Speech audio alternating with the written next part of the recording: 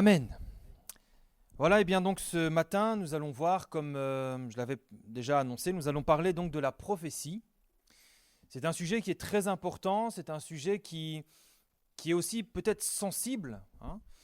Et on remarque en tout cas une chose, c'est que malheureusement la prophétie est quelque chose qui est parfois mal compris. On voit notamment aujourd'hui l'émergence de beaucoup de prophètes, beaucoup qui se proclament prophètes et qui prophétisent toutes sortes de choses sur nous, sur les autres, sur les nations, etc., qui reçoivent toutes sortes de révélations sur nos vies, sur nos choix, les choix que nous devons faire, etc. Un peu comme ce qui se faisait à l'époque de l'Ancien Testament, c'est-à-dire des prophètes qui aujourd'hui, on a l'impression que c'est un peu comme s'ils pensaient pouvoir parler avec l'autorité même de Dieu quand ils parlent. Et le danger, c'est qu'avec de telles pratiques, eh bien, il y a beaucoup également d'abus, de manipulation, d'abus de pouvoir, etc. Ce sont des choses, malheureusement, qu'on constate.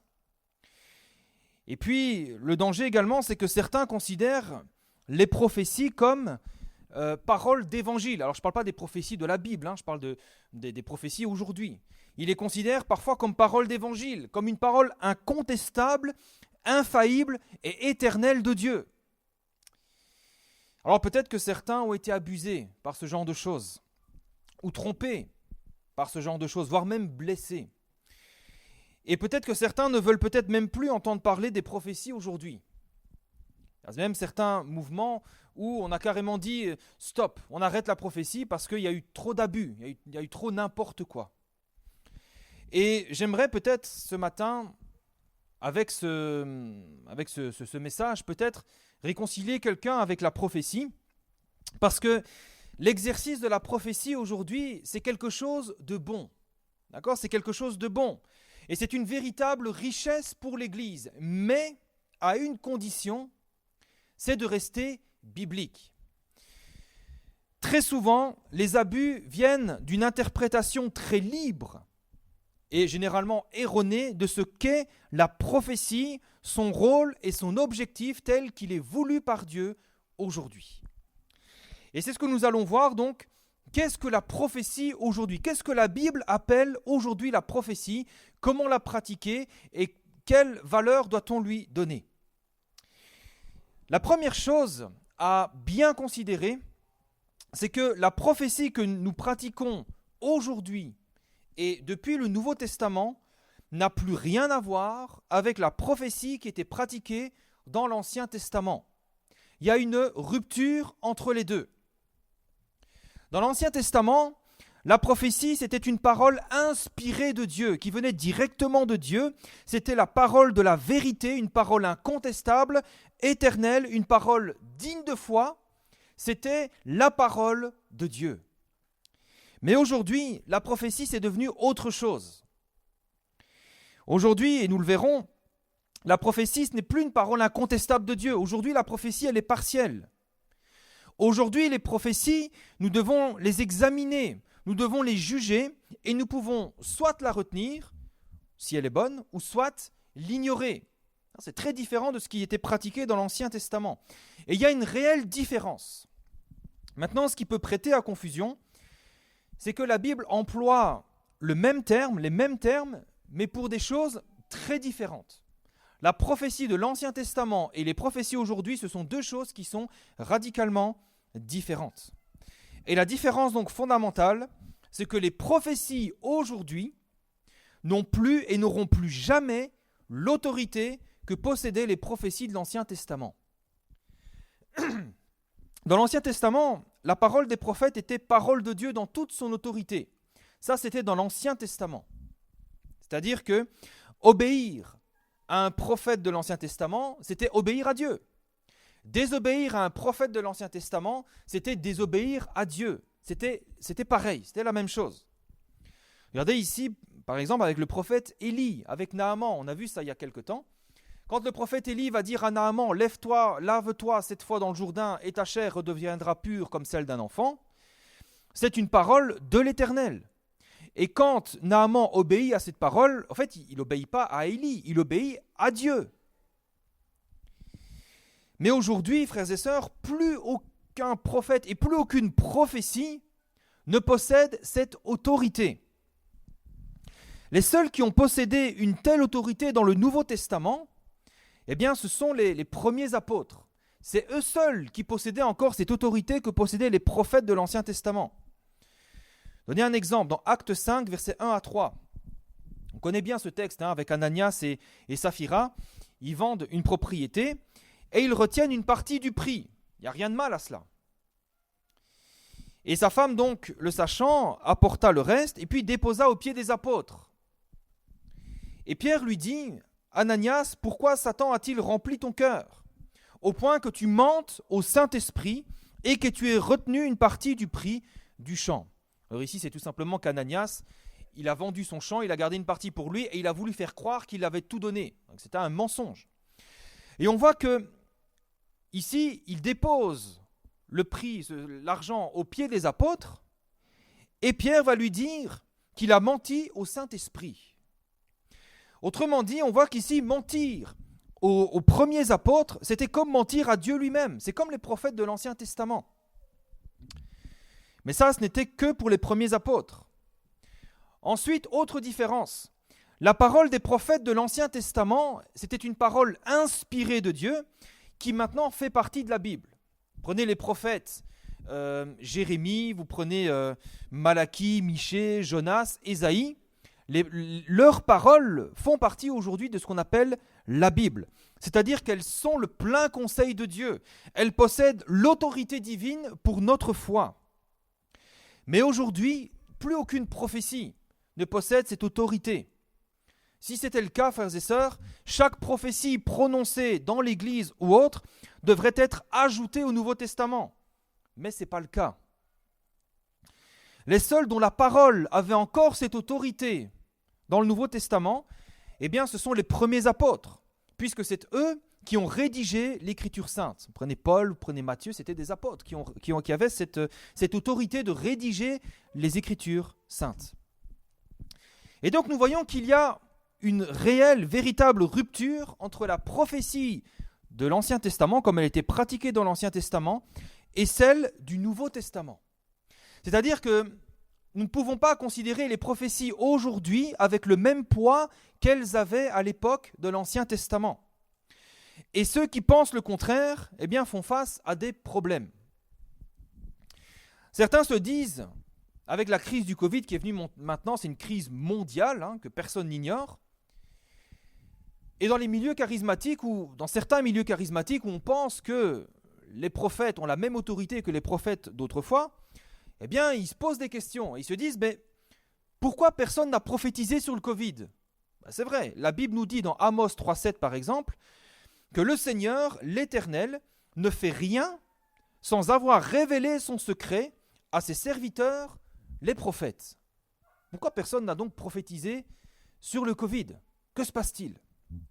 Eh bien, frères et sœurs, c'est tout simplement parce que le ministère prophétique de l'Ancien Testament est terminé. C'est fini.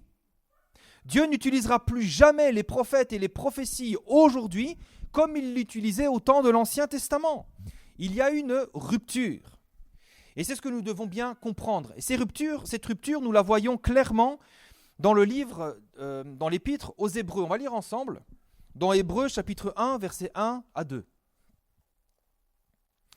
C'est ce texte qui va servir vraiment de pierre angulaire à tout ce que nous allons partager ce matin. Hébreux chapitre 1,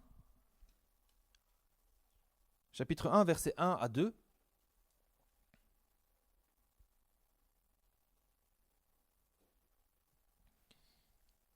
Voilà, j'attends que tout le monde ait bien trouvé le passage. Hébreux, c'est à la fin du Nouveau Testament, l'épître aux Hébreux. C'est très important et surtout, c'est très clair. Voilà ce qu'il est écrit. Et soyez bien attentifs. Après avoir autrefois, à plusieurs reprises, et de plusieurs manières, parlé à nos pères par les prophètes, Dieu, dans ces derniers temps, c'est-à-dire aujourd'hui, nous a parlé par le Fils. Amen. C'est fondamental.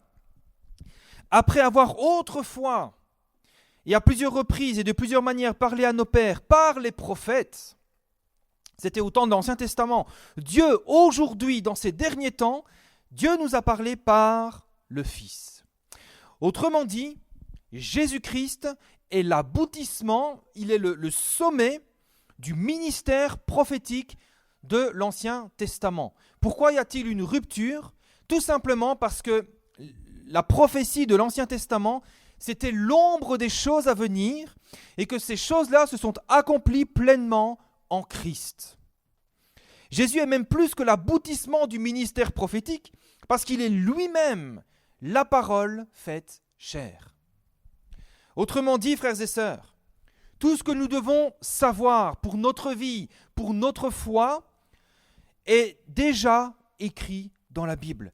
Et aucune parole prophétique, aucune prophétie ne peut ajouter ou retrancher quoi que ce soit à l'Écriture. Aucune prophétie ne peut compléter la parole de Dieu. Aucune prophétie ne peut se prétendre être une révélation particulière de Dieu sur quelque chose aujourd'hui. Non, tout est écrit. Le ministère prophétique de l'Ancien Testament a trouvé son accomplissement en Jésus-Christ. Et aujourd'hui, nous avons l'Écriture sainte qui est l'aboutissement du ministère prophétique de l'Ancien Testament.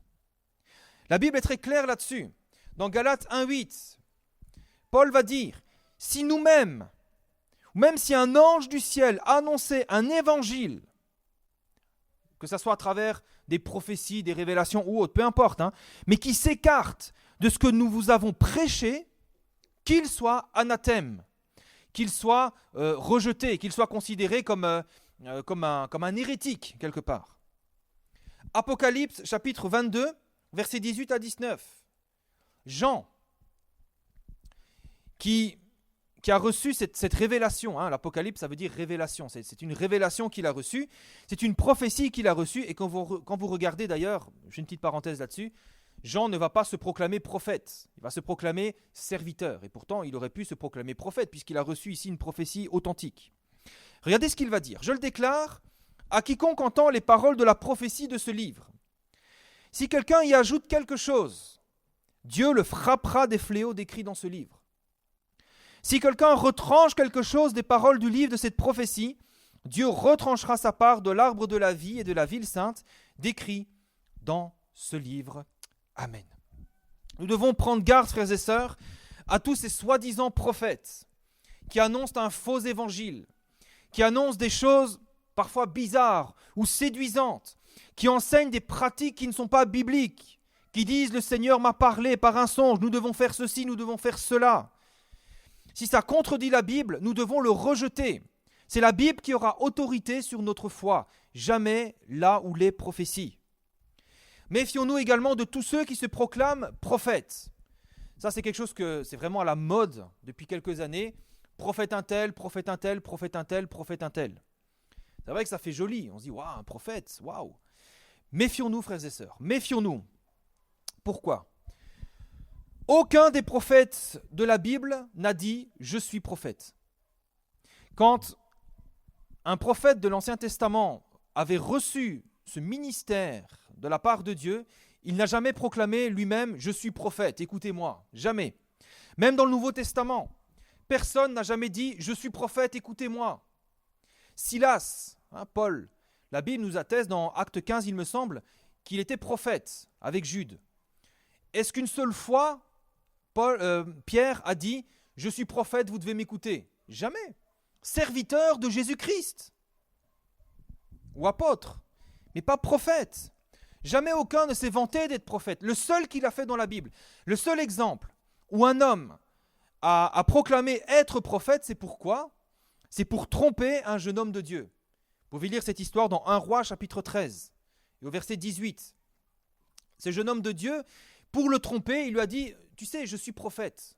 Dieu m'a dit que tu dois rester avec moi. » C'était un mensonge. Alors, en quoi consiste la prophétie aujourd'hui ? C'est quoi la prophétie aujourd'hui ? La prophétie biblique du Nouveau Testament, on pourrait la résumer en disant que c'est le fait de rapporter quelque chose que Dieu a déposé sur notre cœur par l'Esprit Saint. Aujourd'hui, la prophétie, c'est ça. Ce n'est pas une parole inspirée, une parole d'autorité sur ta vie, non. C'est quand nous rapportons quelque chose que Dieu a déposé sur notre cœur par son Esprit. Ça veut dire que la prophétie, ça ne vient pas de moi. Ça ne vient pas de mes propres pensées.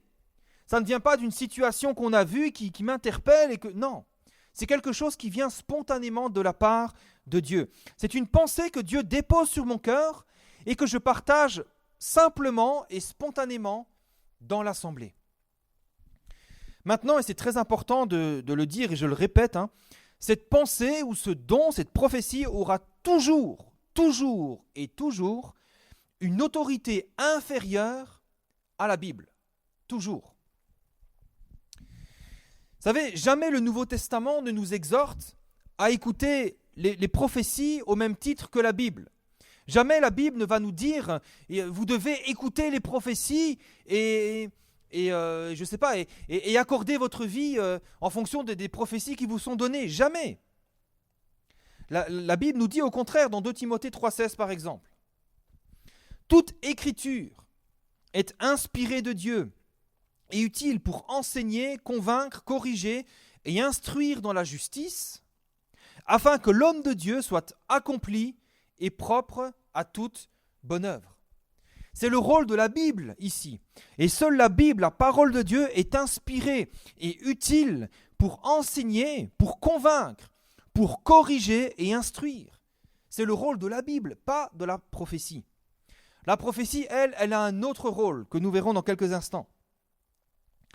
Autrement dit, ce qui doit toujours servir de base, ce qui doit servir de fondement pour notre foi, pour les décisions que nous avons à prendre et pour les choix que nous avons à faire, c'est la Bible et ça doit toujours être la Bible et jamais les prophéties. Jamais une prophétie doit être la base, doit être le commencement d'un choix, jamais. N'oublions jamais, frères et sœurs, ce que la Bible déclare. Après avoir autrefois parlé à nos pères par les prophètes, Dieu, dans ces derniers temps, nous a parlé par le Fils. Jésus qui est la parole faite chair. Dieu nous parle par le Fils, Dieu nous parle par la Bible, par la parole. La prophétie, elle a un autre rôle. Dieu se révèle par sa parole. Ça ne veut pas dire maintenant que la prophétie n'a plus sa place dans l'Église. Mais ça veut dire au contraire que nous devons reconnaître les limites de la prophétie. Et la prophétie n'a jamais pour vocation de remplacer ou de compléter la parole de Dieu. C'est faux.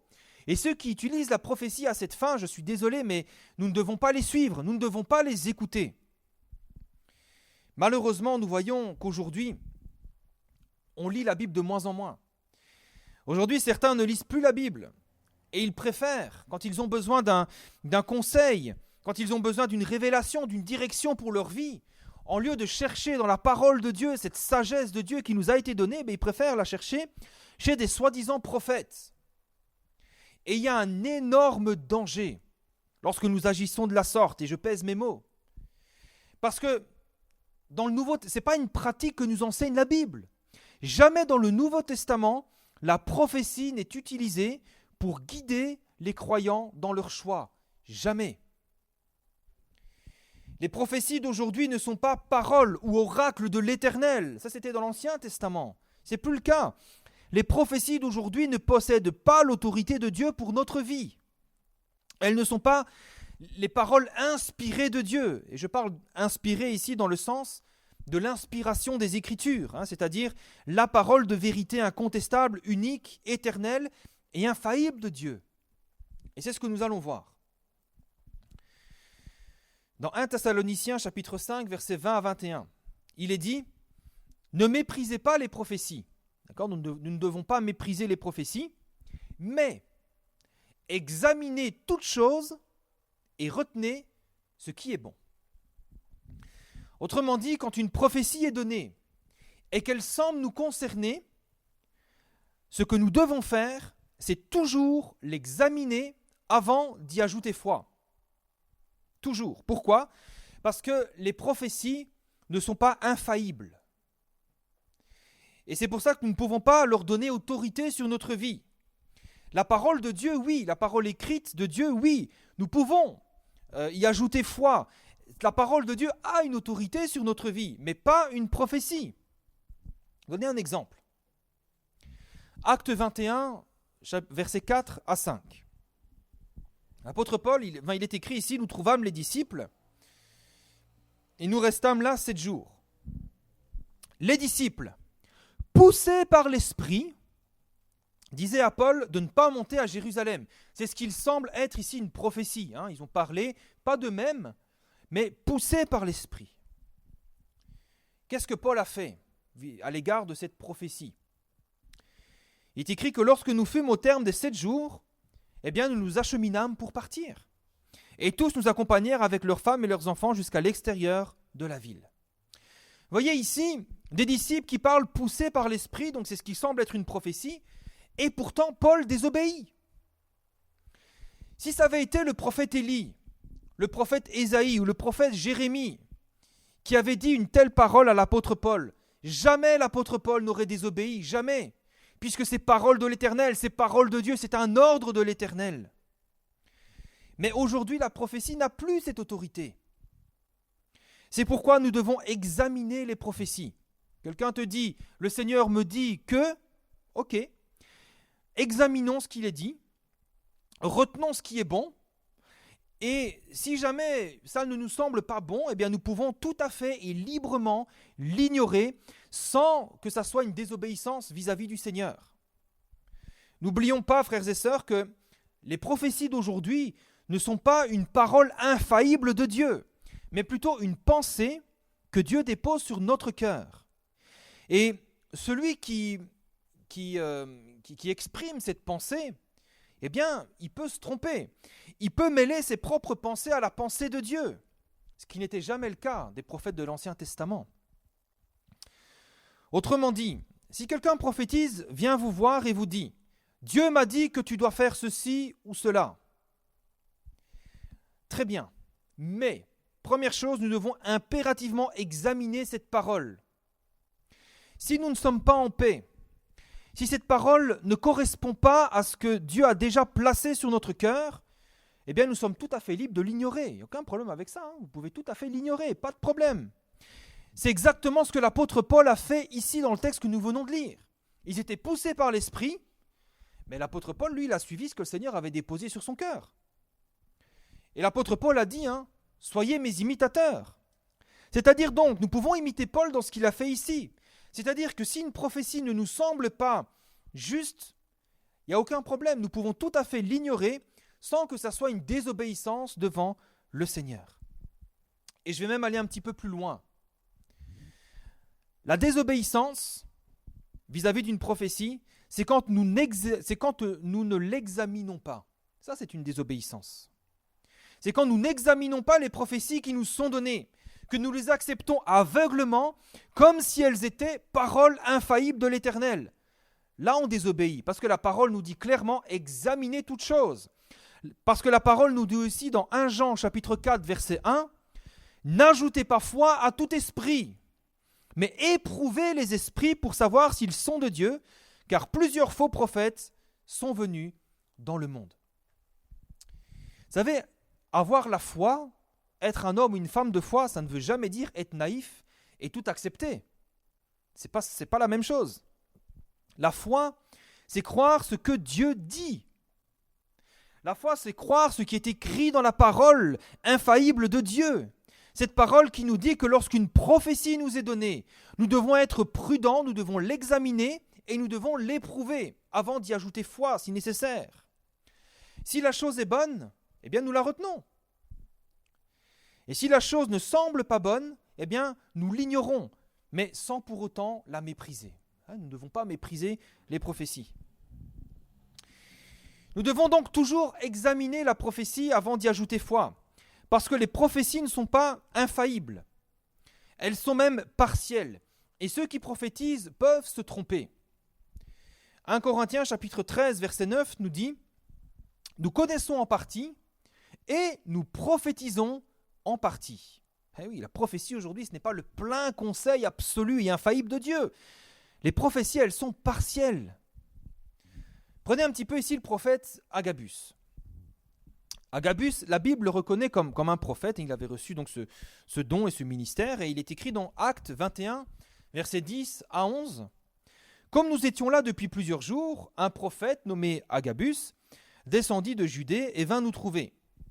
Il prit la ceinture de Paul, se lia les pieds et les mains et dit « Voici ce que déclare le Saint-Esprit, l'homme à qui appartient cette ceinture. Écoutez bien.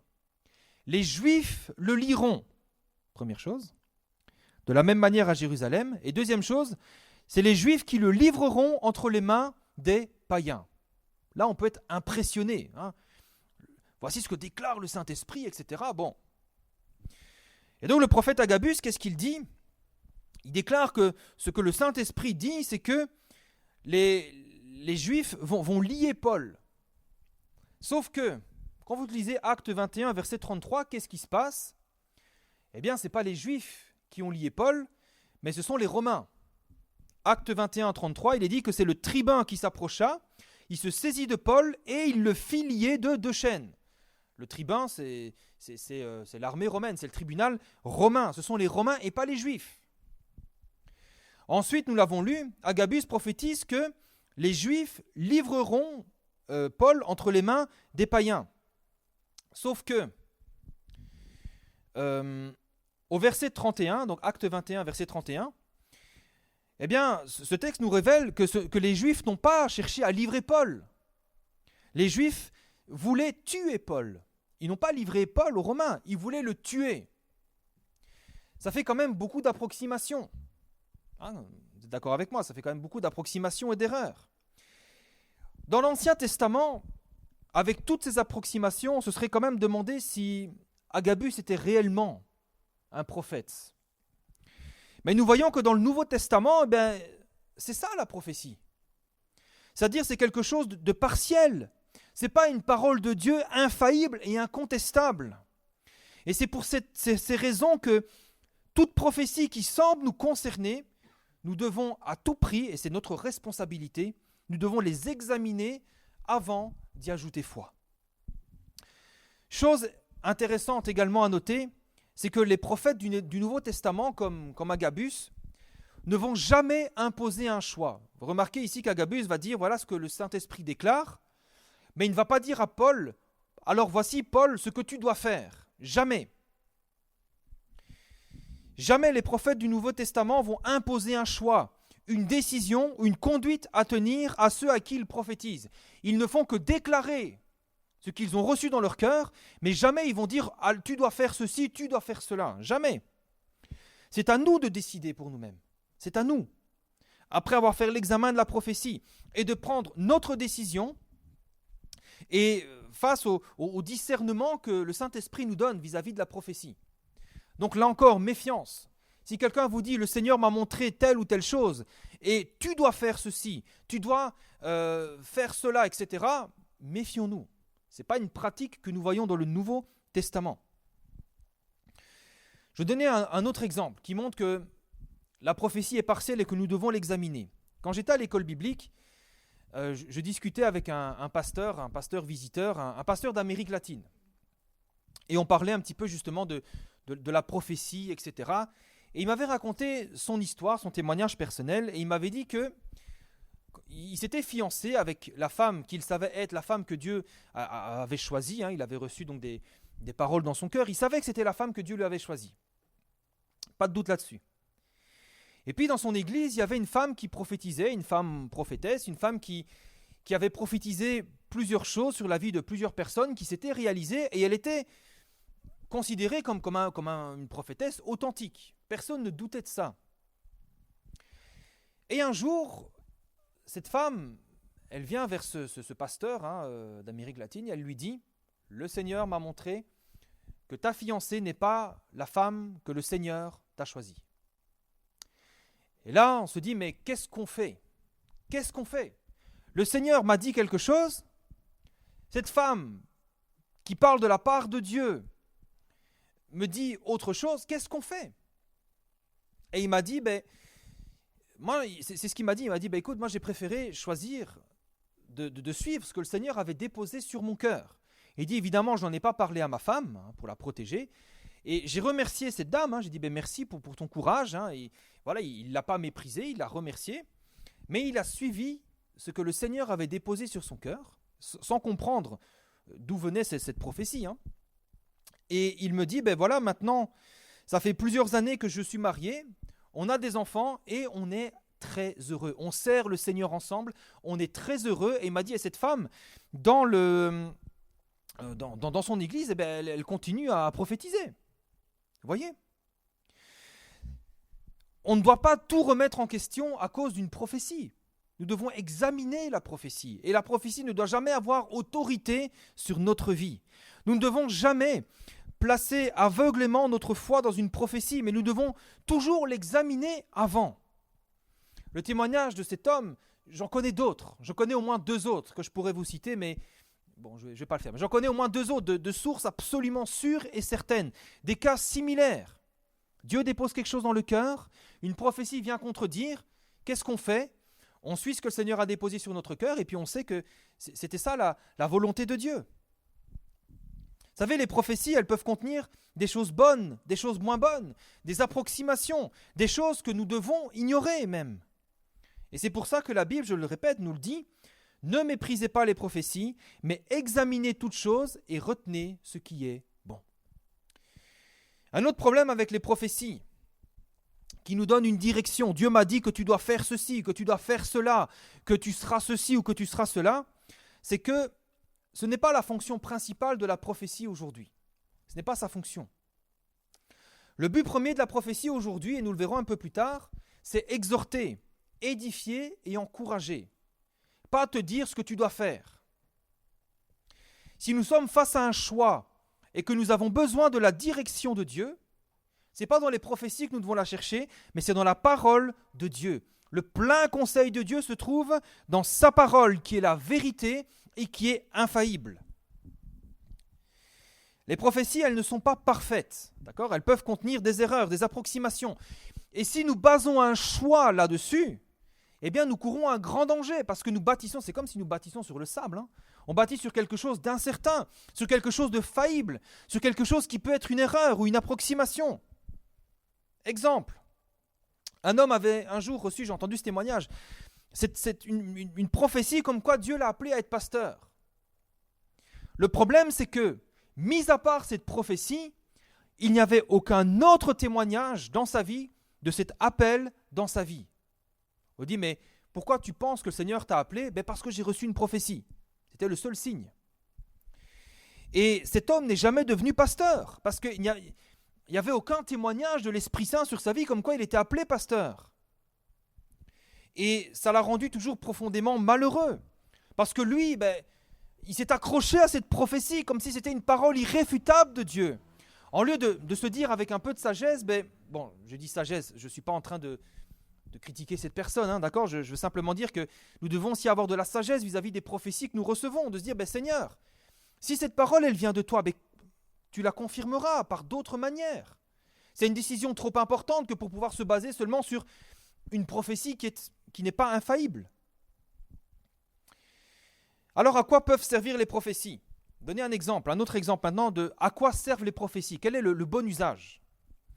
Il y a un pasteur au milieu de nous qui a témoigné récemment qu'il avait reçu, lui, très tôt l'appel de Dieu dans son cœur. Très tôt, il avait reçu cet appel. C'est quelque chose que Dieu avait déposé dans son cœur. Ça ne venait pas d'une prophétie ou autre, c'est quelque chose que Dieu avait déposé. C'était là dans son cœur, mais à une période de sa vie, il avait besoin d'une confirmation. Seigneur, parle-moi. Et Dieu lui a donné cette confirmation à travers une prophétie.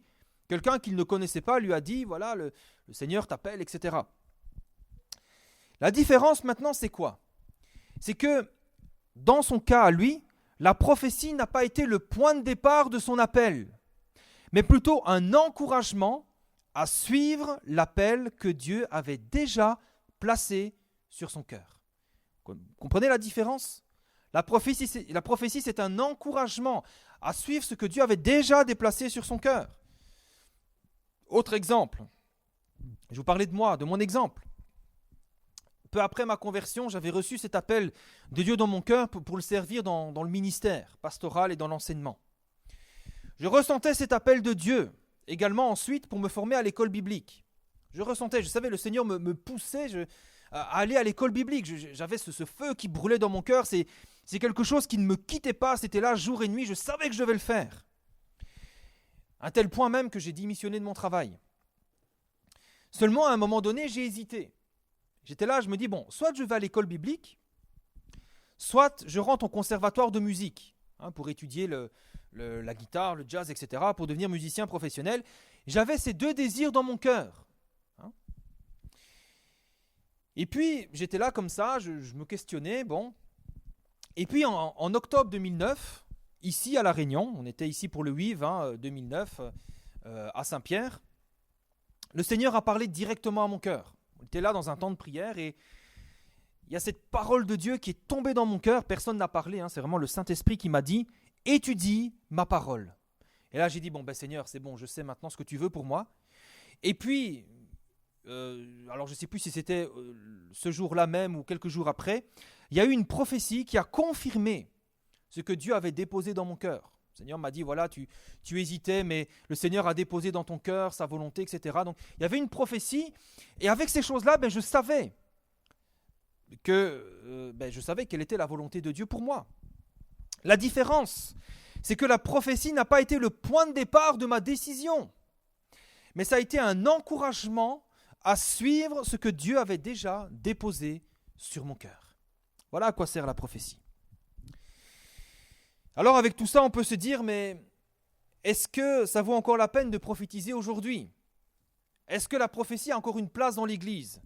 Et la réponse est un grand oui, bien sûr que oui. La prophétie est quelque chose de bon, quelque chose d'excellent, quelque chose que nous devons pratiquer dans l'Église. 1 Corinthiens 14, verset 1, l'apôtre Paul va dire « Recherchez l'amour, aspirez aussi aux dons spirituels, mais surtout à celui de prophétie. » La prophétie, c'est un don excellent, frères et sœurs. Seulement pour qu'elle soit une réelle bénédiction, eh bien, nous devons la considérer pour ce qu'elle est, avec ses limites. 1 Corinthiens, toujours, chapitre 14, versets 3 à 4, il est dit que celui qui prophétise, il parle aux hommes. Il les édifie, il les exhorte et il les console.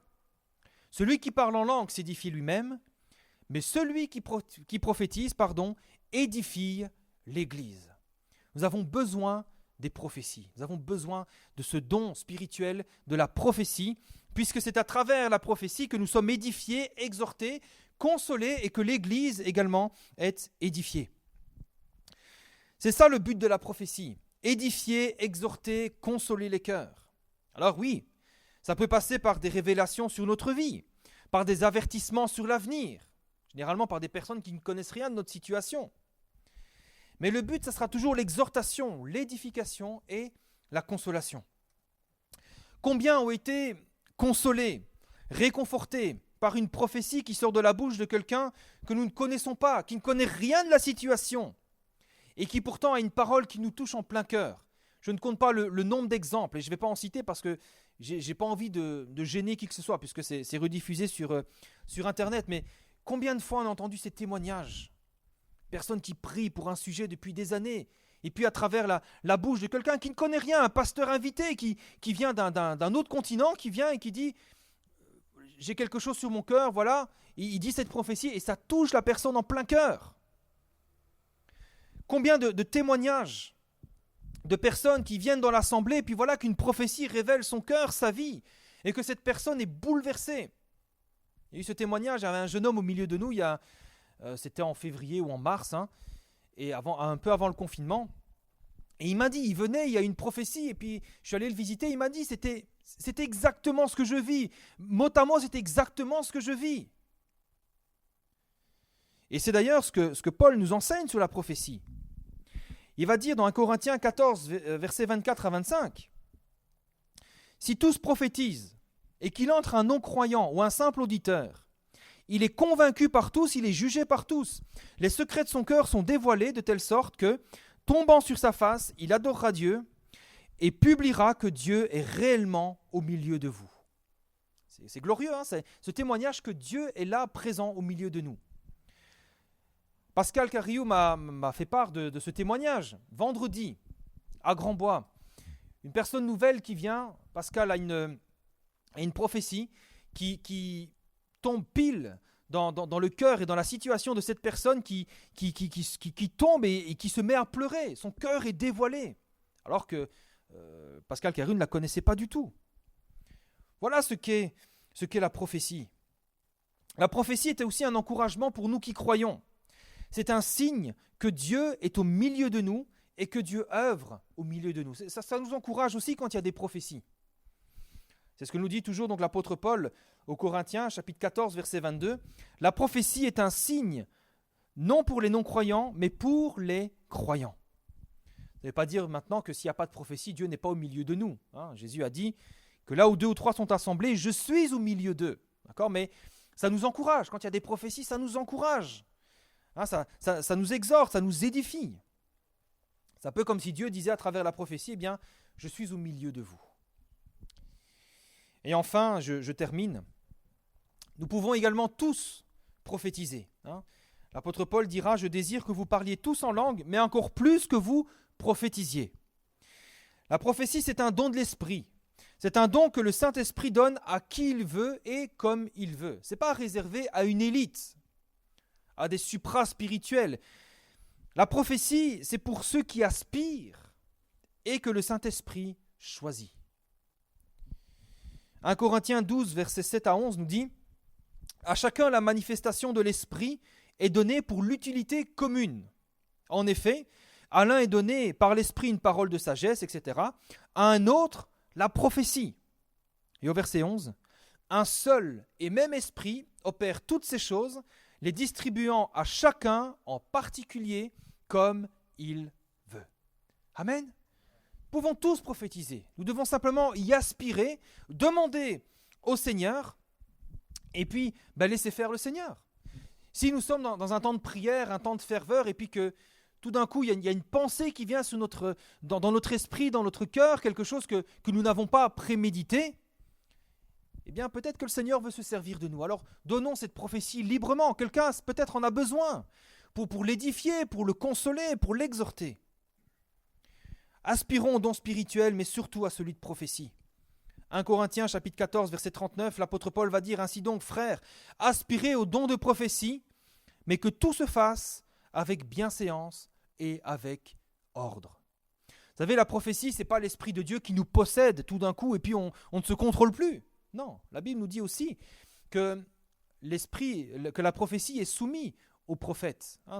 Donc c'est quelque chose simplement que le Seigneur dépose dans notre cœur tout simplement et qu'on donne librement. Donc frères et sœurs, aspirons au don de prophétie. C'est quelque chose de bon, c'est quelque chose d'excellent. Aspirons, demandons-le au Seigneur de tout notre cœur et puis au moment opportun, quand l'Esprit Saint déposera sa pensée dans notre cœur, eh bien donnons-la librement, dans la liberté glorieuse des enfants de Dieu. Amen. Alors je vais conclure, j'étais un petit peu plus long que d'habitude, mais il y avait tellement de choses à dire, mais je conclus. Donc la prophétie est quelque chose de très bon, quelque chose d'excellent, frères et sœurs, n'en doutons pas. Mais reconnaissons les limites de la prophétie. Ce n'est jamais une parole inspirée de Dieu dans le sens de l'inspiration des Écritures. Ce n'est jamais une parole irréfutable de Dieu. Si cette prophétie nous encourage, nous édifie, nous console, nous exhorte, gloire à Dieu. Si elle est bonne, gloire à Dieu.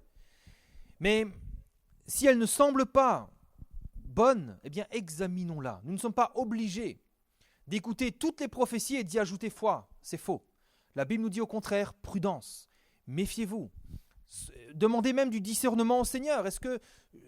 Comment dois-je considérer cette prophétie, Seigneur ? Méfions-nous. Méfiez-vous de ceux et celles qui viennent vous voir en vous disant « Le Seigneur m'a montré ceci ou cela. Tu dois faire ceci ou cela. » Personne n'a utilisé la prophétie dans ce sens dans le Nouveau Testament. Jamais personne n'a utilisé la prophétie pour donner une direction à quelqu'un. Tu dois faire ceci, tu dois faire cela. Nous voyons les prophètes du Nouveau Testament, c'est voici ce que le Seigneur déclare. Et après, tu fais ce que tu veux avec. Si quelqu'un vous empêche, moi, vous savez, j'ai été confronté aussi à ça. J'ai déjà vu ça, de mes propres yeux, de mes propres oreilles. J'ai entendu des personnes qui disent voilà ce que le Seigneur m'a montré pour toi. Et tu peux le croire, tu dois le croire. puisque le Seigneur m'a déjà montré certaines choses pour certaines personnes qui se sont accomplies. Donc ce que je suis en train de te dire, ça vient de Dieu et ça va s'accomplir. Donc tu dois faire ceci, tu dois faire cela. Vous voyez, il y a une espèce de pression qui est mise. Frères et sœurs, si quelqu'un vous met la pression avec sa prophétie, franchement, il y a 95% de chances que ça soit du pipeau. Hein. Méfions-nous, soyons prudents. La seule chose digne de foi et qui doit avoir autorité dans notre vie, c'est la Bible. C'est la parole de Dieu. Elle possède l'inspiration, la sagesse et l'autorité de Dieu pour notre vie. Vous savez, c'est mon professeur au CTS, Jacques Dernel, qui disait « Je me donne le droit de juger tous les livres, et même les prophéties. Le seul livre qui a le droit de me juger, c'est la Bible. Moi, je peux juger tous les autres. Ce que les hommes déclarent, ce que les hommes disent, ça doit être soumis à notre examen. Même quand l'apôtre Paul et Barnabas, enfin il me semble que c'est Barnabas, en tout cas quand l'apôtre Paul prêchait l'évangile à Bérée, que faisaient les chrétiens de Bérée? Ils disaient pas oui, amen. Ils examinaient dans l'écriture pour savoir si tout ce que disait Paul était vrai. Vous voyez, la parole aura toujours autorité sur toutes les prophéties, ce qui est dit, etc. Alléluia. Que votre foi, vos décisions, nos choix soient toujours fondés sur la parole de Dieu. Amen. Et que la prophétie ne soit jamais le point de départ d'une décision. Jamais. Ce n'est pas le rôle de la prophétie. Si elle vient appuyer ce que le Seigneur a déjà déposé sur ton cœur, gloire à Dieu. Mais si ce n'est pas quelque chose que tu as reçu dans ton cœur, méfie-toi. Alléluia. Alors, frères et sœurs, aspirons au don de prophétie. Moi, comme l'apôtre Paul, je souhaite que nous puissions tous prophétiser, mais que la prophétie soit exercée à la manière de la Bible. Alléluia. Que personne n'ait peur maintenant de prophétiser en se disant « Mon Dieu, mais si jamais… » Non. Prophétise, mon frère, prophétise, ma sœur. Si tu as reçu cette parole du Saint-Esprit, prophétise. Sachant que la responsabilité d'accepter ou non cette prophétie, elle ne vient pas de toi, mais c'est plutôt dans le cœur de ceux qui entendent la prophétie. Chacun de nous doit examiner et retenir ce qui est bon. Amen. On va prier quelques instants.